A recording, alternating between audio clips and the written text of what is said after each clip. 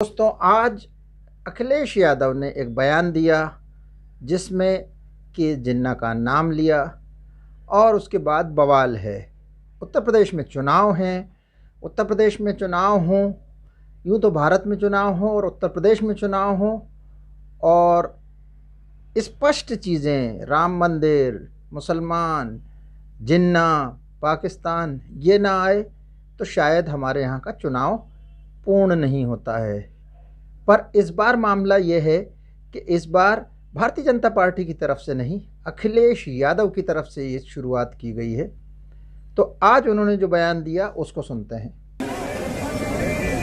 राष्ट्रपिता महात्मा गांधी, जवाहरलाल नेहरू, जिन्ना एक ही संस्था में पढ़ करके बैरिस्टर बन करके आए थे।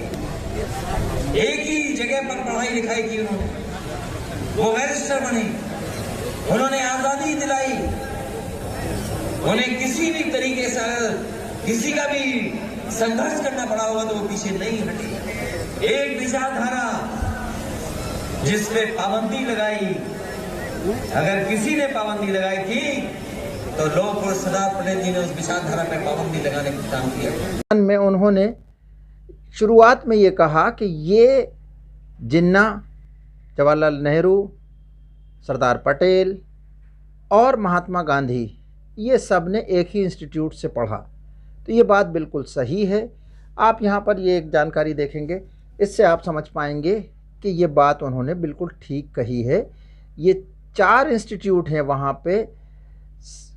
इन चारों इंस्टीट्यूट में से 2 व्यक्ति यानी कि पंडित जवाहरलाल नेहरू और महात्मा गांधी ने सेम इंस्टीट्यूट से किया है और हमारे वल्लभ भाई पटेल ने मिडिल टेम्पल से किया है और जो जिन्ना साहब थे उन्होंने किया है लिंकन इन से।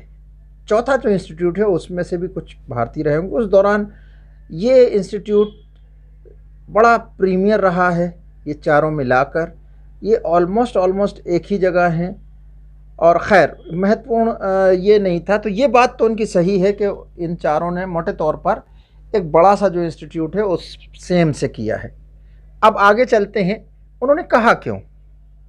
तो जो मैं परिकल्पना कर पाता हूँ उसमें 3 बातें दिखाई देती हैं। नंबर 1, उन्होंने सरसरी तौर से बातचीत करते हुए केवल ये यहाँ तक कहा है, जैसा कि मुझे वीडियो में ऑडियो से सुनाई दिया, अगर ये टेम्पर्ड नहीं है तो, कि पंडित जवाहरलाल नेहरू, महात्मा गांधी, सरदार वल्लभ भाई पटेल और जिन्ना ने एक ही जगह से लॉ की पढ़ाई करी। और फिर दूसरे सांस में वो ये कहते हैं कि इन्होंने देश की आज़ादी में भाग लिया वगैरह। इससे ज़्यादा वो नहीं कह रहे हैं। कहीं जिन्ना का दोबारा नाम लेके वो उसको क्रेडिट देने की कोशिश नहीं कर रहे हैं और आगे बढ़ जाते हैं और वहाँ से वो लेके आते हैं कि कैसे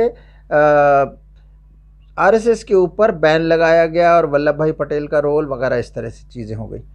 तो यहाँ तक में एक ये हो सकता है कि बोला उन्होंने, और चूँकि सरदार वल्लभ भाई पटेल से संबंधित एक कार्यक्रम में वो मौजूद थे तो उन्होंने ये अपनी पढ़ाई की बात करी। उसमें गांधी जी का नाम आना ही था, जवाहरलाल नेहरू जी का भी नाम आना था, जिन्ना का भी नाम आना था। तो यहाँ से उन्होंने इस बात को कहा और उसमें जिन्ना का नाम आ गया और आगे उन्होंने दूसरी बात कही। तो एक तो ये हो सकता है कि वो इसको रो में कह गए, नंबर 1। पर ये बात कितनी सही हो सकती है, आइए दूसरे विकल्प पे देखते। नंबर 2 ये है कि अखिलेश एक मंजे हुए राजनेता हैं। उन्होंने बीजेपी के पाले में ये गेंद डाली है। संभव है कि वो उस मुद्दे को ये समझते हैं कि ये पिटा पिटाया मुद्दा है, अगर इस पर बीजेपी ज़्यादा देर खेलेगी तो उसको कोई लाभ नहीं मिलेगा और उस दौरान शायद वो कुछ और कर पाएँ या और कुछ कह पाएँ अखिलेश। तो ये एक रणनीति उनकी हो सकती है जिसमें कि उन्होंने बीजेपी को उसके जाल में ही उलझाने की कोशिश की हो।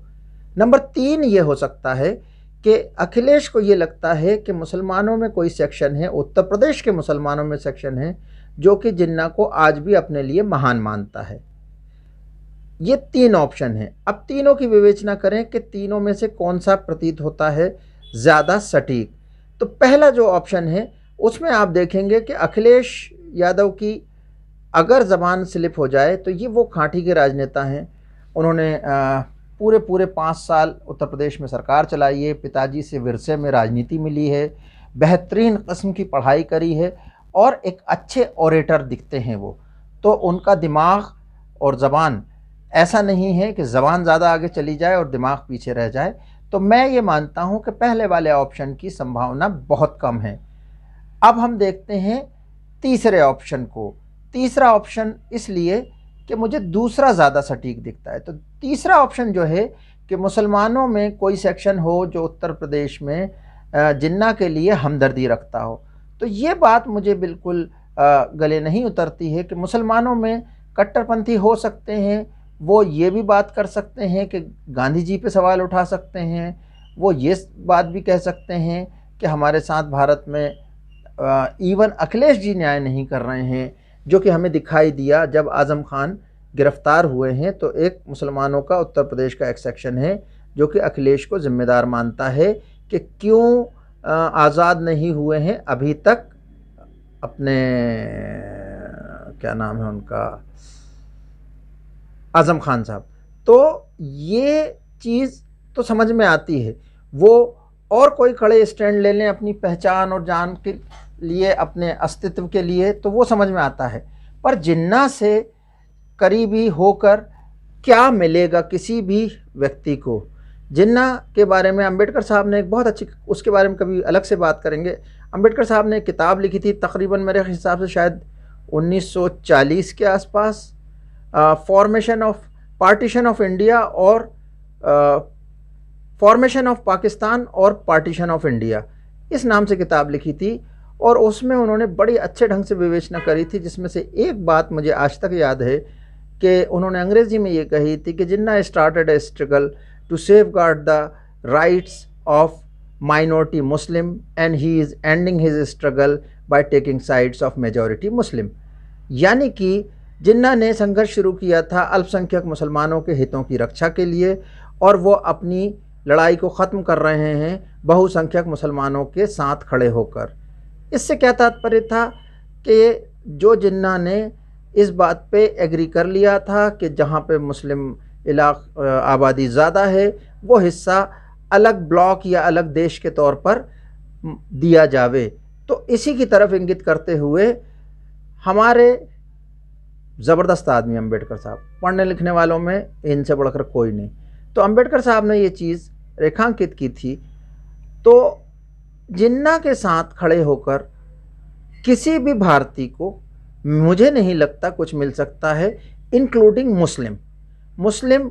चूँकि राइट विंग ने या बीजेपी और उससे संबंधित विचारधारा के लोगों ने एक लकीर बहुत सख्त खींच दी है कि जिसमें आप जिन्ना बोलते हैं और उसके बाद आप अनटचेबल हो जाते हैं, not in terms of caste बल्कि राजनीतिक तौर से, सामाजिक तौर से और किसी हद तक कानूनी तौर से भी।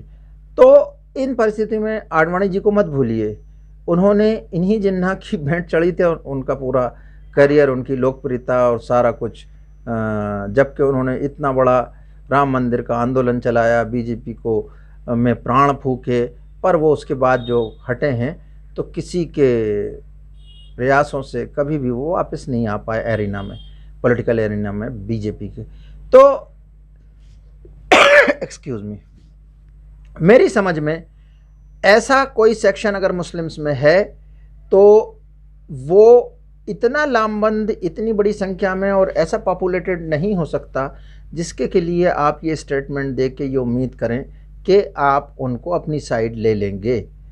तो मुझे ये बात में कुछ दम कम लगता है, पर बात नकारी नहीं जा सकती है क्योंकि ओवैसी भी वहाँ से चुनाव लड़ रहे हैं, उनकी पार्टी लड़ रही है।